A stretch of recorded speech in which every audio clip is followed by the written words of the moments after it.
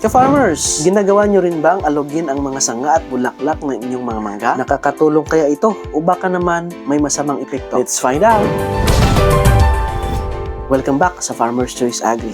Basta ani at kita, good choice starts here. Ngayon, pag-uusapan natin kung dapat bang shake ang mga sanga at bulaklak ng ating mangga during 32 to 33 daffy. Nasa timing ka ba o baka too much na? Ngayon, pag-uusapan natin ang mga advantages at disadvantage. Una, sa advantage, tanggal patay, iwas fungal infection. Sa pag-alog, natatanggal ang mga natutuyong bulaklak na naiwan sa mga sanga. Anong epekto? Hindi na ito magiging breeding ground ng anthracnose na pwedeng umatake sa forming fruits. Bawas problema, dagdag ani. Pangalawa, natural fruit thinning. Mahihina at hindi promising na mga bunga pwedeng malaglag habang inaalog mo ang sanga. Pero teka, di ito masama. Sa halip, matitira ang mas malusog na bunga na mas bibigyan ng sustansya ng puno. More nutrients for the survivors, better fruit quality. Hops! Pero ano naman ang disadvantage? Laglagan ng maliliit na bunga. Kapag sobrang lakas ang pag-alog, baka pati yung healthy mungo-sized fruits ay malalaglag. Hindi lahat ng bunga malakas ang kapit. Kaya easy lang sa pag-alog para hindi masyadong marami ang mahulog. So sama up mga ka-farmers, sa stage na ito kung saan bumubuo ang butil ng mangga, kailangan ingat na ingat ang pag-alog ng sanga. Meron itong benefits pero huwag masyadong abusuhin para hindi